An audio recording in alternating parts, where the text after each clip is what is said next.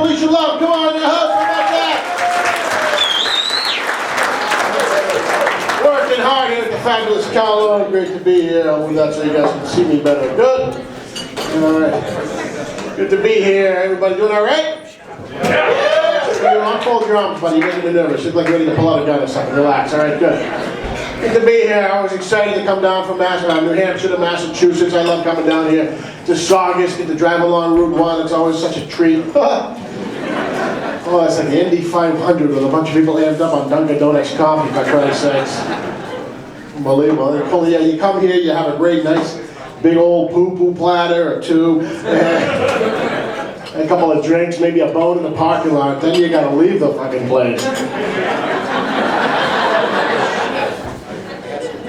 Nervous, I say freak out, I decide put it at the park. I'm like, I'm just gonna wait till everybody leaves. So yeah, and then the Hilltop, I don't know, they're gonna pay the electricity bill. It looks like a half-finished game of Tetris on that sign. Anybody notice that?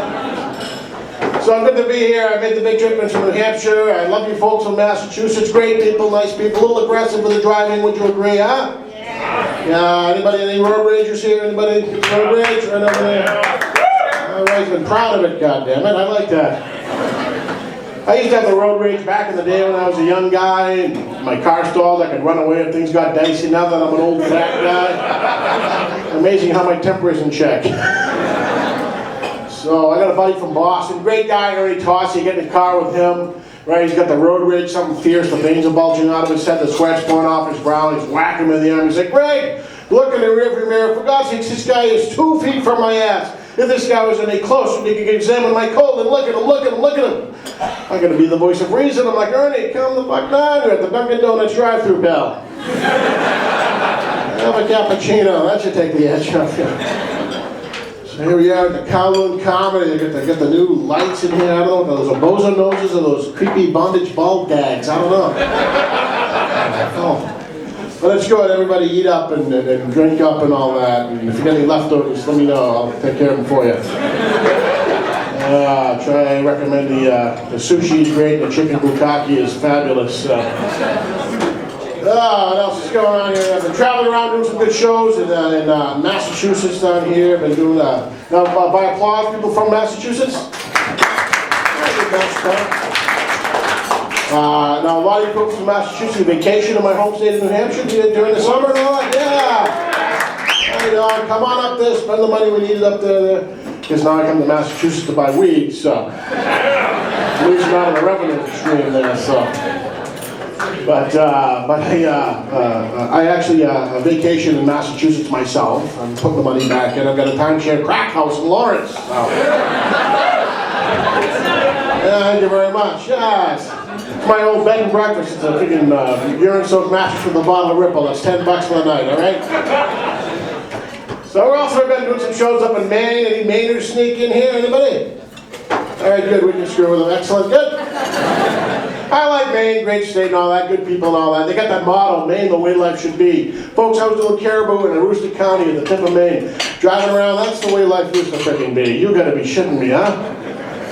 So doing a show in a town called, the scariest show I ever did was a town called Raymond, Maine. Doing a restaurant called the Lobster Pound. The name of the bar was the Backdoor Lounge. I'm thinking, great. I'm gonna end up looking cutest again in Gene Paul at closing time. He's gonna walk up behind me, crack me over the head with an axe handle. I want to wake up 2 o'clock in the morning, smothered in butter with a lobster beef shoved in my butt crack. Great. So I think I'm in Maine, might as well enjoy myself, have some fun. The crowd was easy, not the sharpest bunch in Raymond, Maine. Asked the guy in the front row if he supported the death penalty. His answer was yeah, as long as it's not too severe. So I'm doing the show, you know, pointy old Boggis charm, they'll try to pick up a woman from Raymond, Maine, how hard it's going to work to do that, right? After the show, I gave her some nice opening lines. Said, that's a lovely perfume you have on, what's it called? Her answer was unleaded. It's a lovely smile you have, you take care of your gums really well. Give her that killer compliment. I said, that's a cute mole you have on your face. Unfortunately, end of the night, the lights come up, I found out the mole was a tick. I know the hairs are moving. Hey, let me get that for you. So after the dance, she shot me down. I'm like, come on, we're in Raymond, Maine. We can change your mind if I tell you we're related. Yeah, so we danced.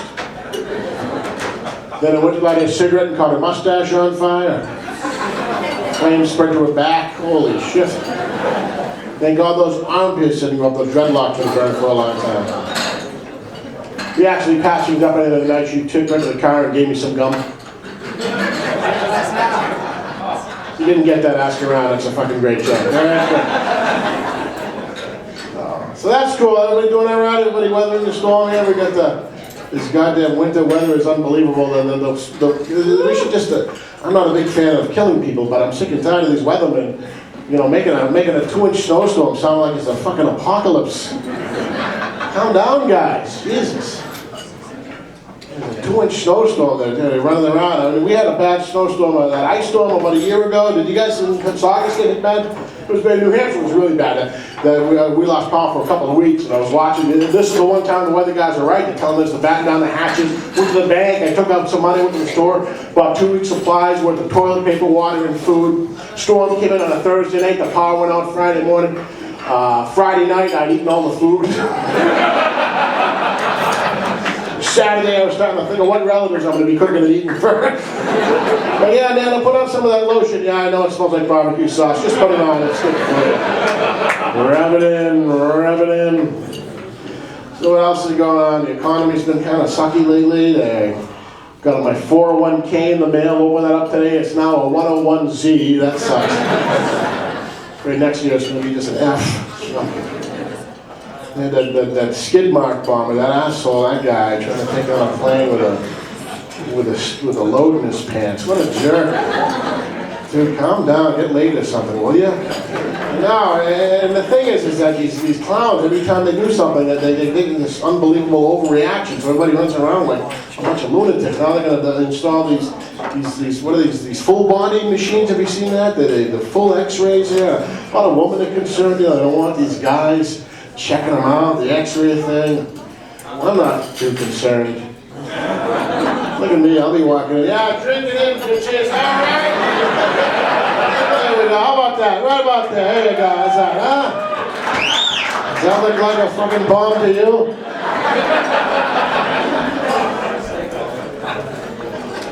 Sorry for you folks in the front row.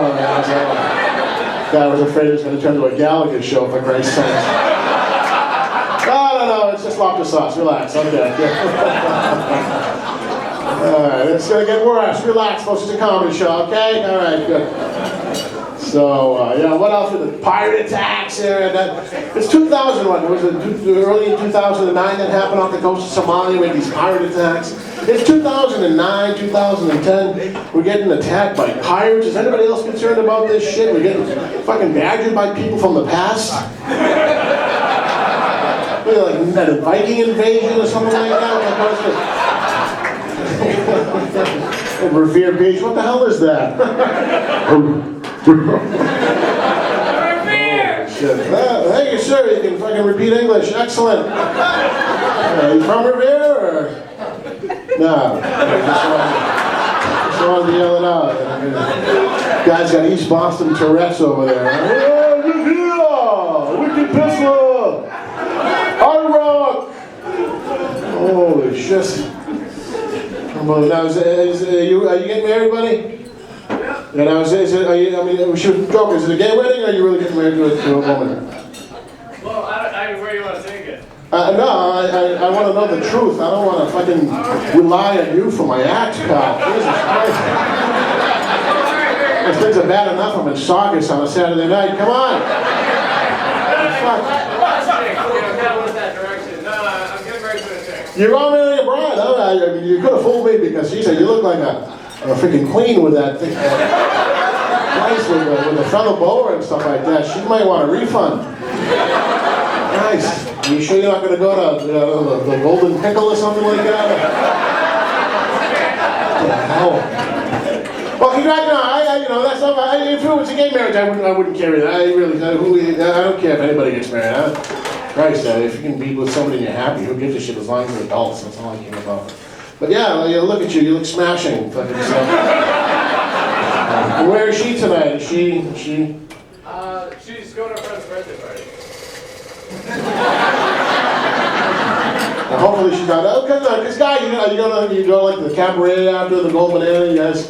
Yeah, of course, I got you nailed, you bastard, right? Just be careful because the economy's hit everywhere. It's over. I stopped by there on the way in. And, oh boy, they're scraping the bottom of the barrel over there. Oh, woman dancing around. I'm thinking, holy shit, that guy from the Discovery Channel, a fat bald guy, Andrew Zimmern, who will eat anything, wouldn't go near that. But if your girlfriend they haven't had a bachelorette party, see me after the show because I do some booking on the side. I'm actually I'm a male exotic dancer, if you knew that. I've got my own troupe, the Chipping Whales. Do a hell of a dance right there. I don't even take dollar bills. My belly button takes quarters. Just don't want to watch me make change. But actually, just let me know because I'm in the midst of a lawsuit. The last lady to give a lap dance to her crushed her pelvis. So I'll give it up to the guy, the bachelor guy there and all that. Give him some applause, everybody. How about that? All right. Good. What the hell was I talking about before you yell out Revere, you son of a bitch? Viking invasion! Viking invasion! Oh yeah, thank you very much. They're not only the hecklers, but they're keeping tabs. I like that. So, yeah. So you had that. You had this pirate attack. No, I actually liked history, so I studied history. I actually worked at the Pirate Museum in Salem, so I knew about pirates.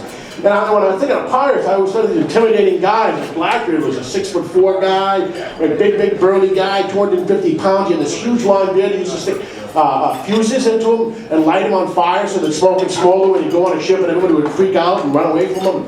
And then they talk about this pirate attack on this enormous tanker, and they kill 3 of the guys. They get the 3rd guy. I think this guy must be really intimidating. They're walking him down the gangplank. He looked like fucking Stephen Urkel. This kid was about 106 pounds. I'm like, you gotta be shitting me. That's the guy? Christ, you could have stopped that attack by throwing a couple of sandwiches.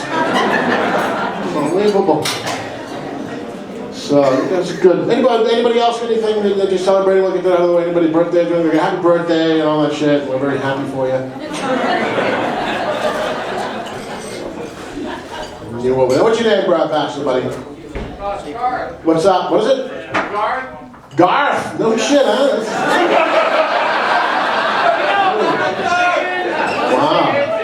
Wow. How old are you? 23. So your parents named you after the world according to Garth? No, that's Garth, isn't it? Sorry. Okay.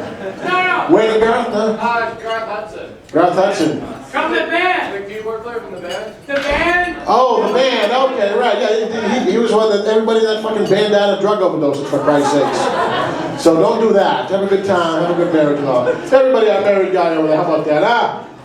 So anyways, I've got a couple things before I go. I'm 44 years old. Ran some tough times. I had to move back in with my parents, which is a little difficult because they're in a nursing home.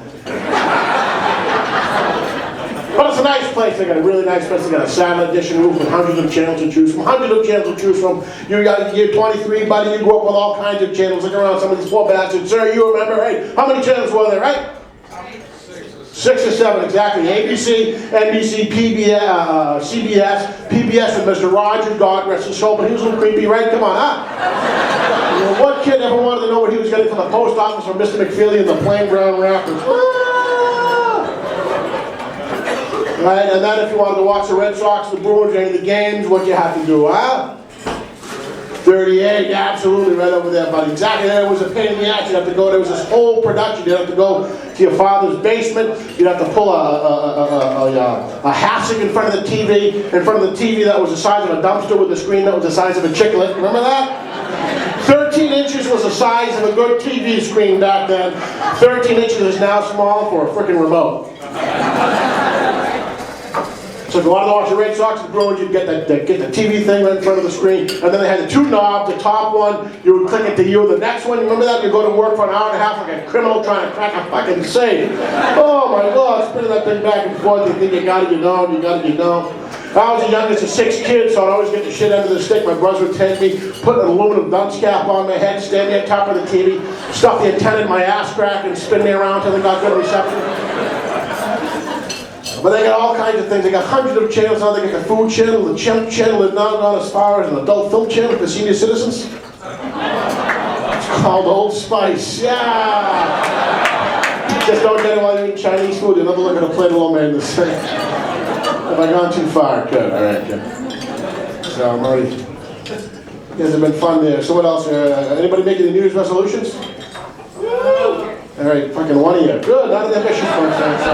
See that? I like that. Yeah, I made a couple of resolutions. I want to lose weight for the 2010. Went to the doctors, he gave me the checkup, he gave me the great news, said my anorexia is in remission. Happy about that. Because that's the battle of balls, right? You get vices, you can get most of them off. You got an alcohol problem, you can stop that. You got a drug problem, you can stop that. Anybody wants to give up the drugs tonight? See me after the show, I'll get them off your hands. But food, right? You got to moderate yourself every day, and everybody becomes a Dr. Phil. Hey, Greg, use the food pyramid as a guide. Look at me, I can use the food pyramid as a template. Go screw yourself.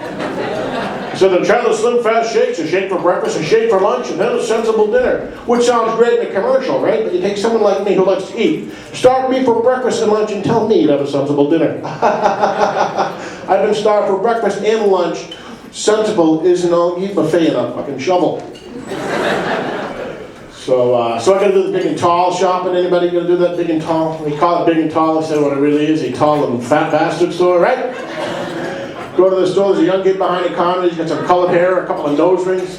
Like, hey buddy, I'm looking for a pair of jeans. You got those Levi's 501 jeans, something along that line? He says, no, we got a new line of Levi's 747 jeans, you fat shit. And the changing hanger is back here, come on.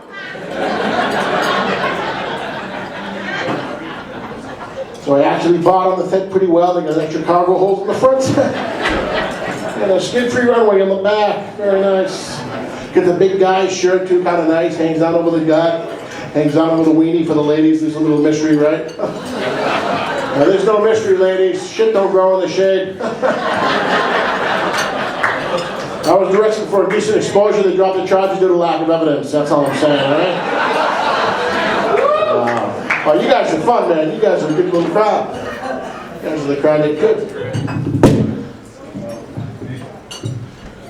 So I guess it's time for me to do my two impressions and then get the hell out of here. This is the one street joke I heard this year. This is very, very funny. Whenever you go to a comedy show, people always say, hey, what was a joke you can never remember? Here's the one you tell them. A robber breaks into a bank, takes his gun, fires into the air. Says, all right, everybody, get on the floor. Everybody drops on the floor. He goes to the first guy he sees. He says, when I broke into this bank, did you see my face? The guy says, yes. Bang, shoots him right in the head. He goes to the next lady he sees on the floor. He says, ma'am, when I broke into this bank, did you see my face? She said, no, but my husband did.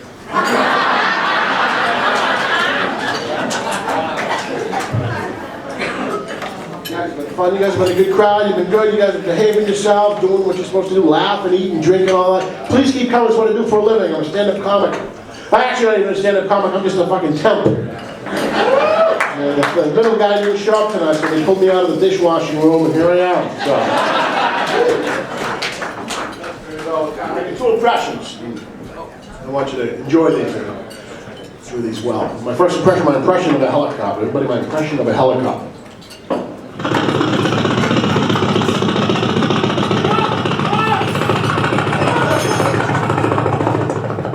Thank you very much. I got that was a flashback over there, back, right? I was hiding behind a coconut tree. My next impression, my impression of me in bed by myself.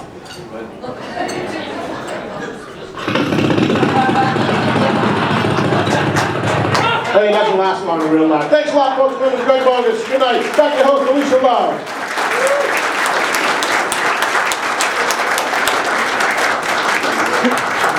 One more time for Greg Boggis.